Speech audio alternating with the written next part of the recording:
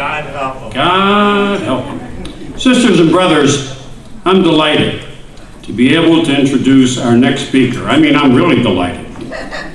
A giant in the labor movement, I know, and one of the greatest champions working families have ever known. You know, I met John when we both wore younger men's clothes. How many years ago? 1980. 1980. Can you? Some of you were not even born in 1980. Was it that? 1980. But think back to 1995. John Sweeney decided to take up the challenge of leadership in the AFL-CIO. The amazing thing is that he was head of one of the Federation's largest unions. He could have said no. As a matter of fact, many times he tried to say no. But I was his campaign manager. Matter of fact, I announced to the press that John Sweeney was going to run. He was up in Canada. John didn't know it. That is a true story. He could have headed up a 1 million-member union. But after much persuasion, physical and mental, he took the plunge, oh my God, with our urging and full support. But workers needed, at that time, a change in the AFL, and change it did. John Sweeney ends his historic tenure as president of the AFL-CIO this week, and his legacy will live on, and I believe prosper for years. Thanks to John Sweeney's bold and decisive leadership, labor has never been a more potent power in national politics. He's helped us reinvigorate, recharge our grassroots efforts, sent our collective unions into battle last fall with the resources we needed to get out to vote. Field Marshal, Drum Major, who brought working people together and produced decisive wins for President Barack Obama and Democratic majorities in both houses of Congress, including the first speaker, a woman for the Democrats.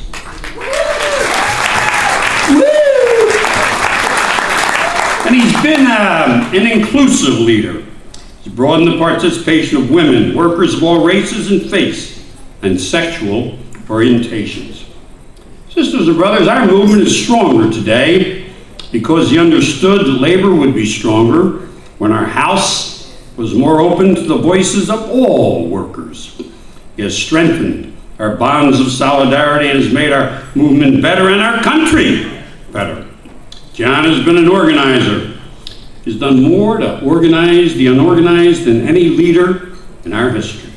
Shaped policies and programs that will forever benefit millions of American workers and their families. This is just the way you wrote this, John. He has always been there whenever AFSCME asked for his help, and many times we did. When George W. Bush took over in 2001, he put our movement, meaning Bush, in jeopardy. John could have said, quote, "This is too hard, too painful. Let somebody else try." But he said he would do anything and everything to give labor another chance, and he did. Now we have a big chance, big time. And sisters and brothers, we want to thank John Sweeney for everything he has done for American workers in this country. And we promise to make the most of it.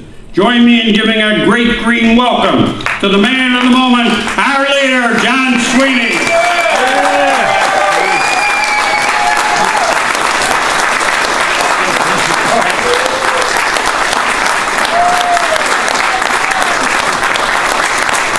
Thank you very much. Thank you very much. I'm sorry I was a little late, but I will see you and have the chance to address you when you come into the convention. But I'm so delighted to be here.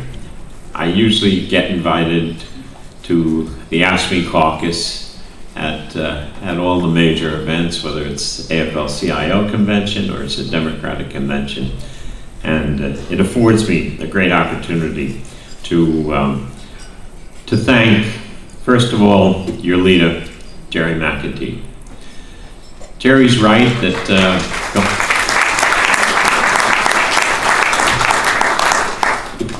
going back to 1980, when I guess I was on the executive council first, and Jerry followed me a couple of months. Now he's the most senior member on our executive council. But there has been no better friend and nobody that I enjoyed working with more than Jerry McEntee.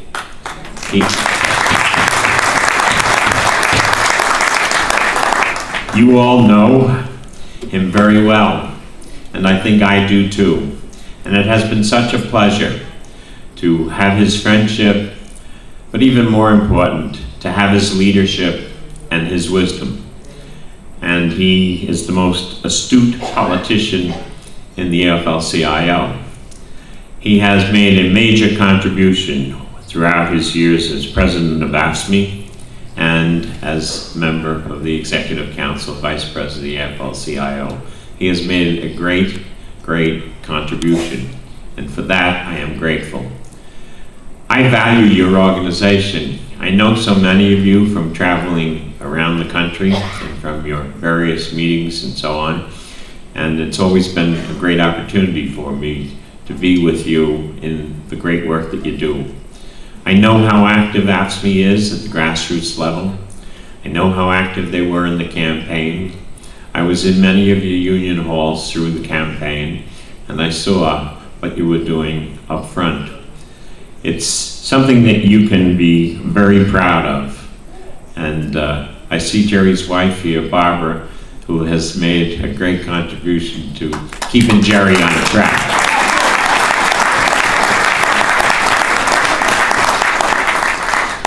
When I announced that I wasn't going to run for re-election, I said it wasn't that I was retiring, I just wasn't running for president of the AFL-CIO. I intended to continue to be active in whatever way I can, and I gave myself a new title as the Labor Union Warrior at Large.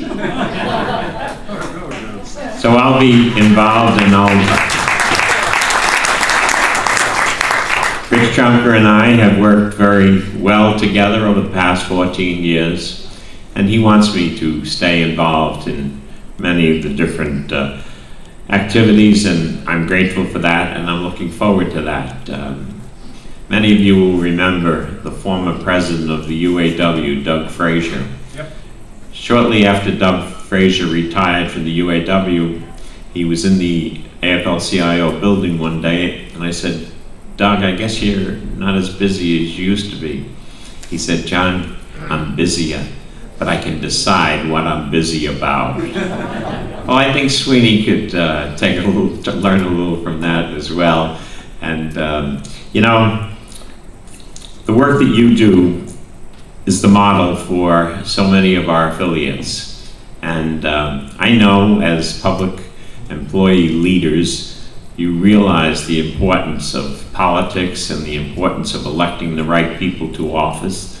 And you know and understand how it impacts on workers and their issues when it comes to legislation or it comes to policy at the local as well as the national level.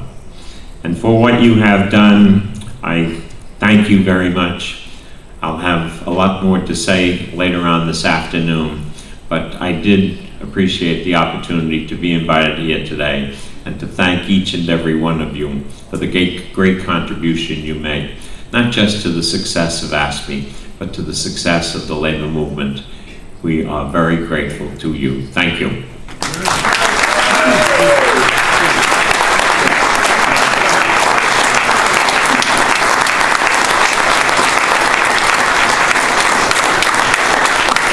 Thank you.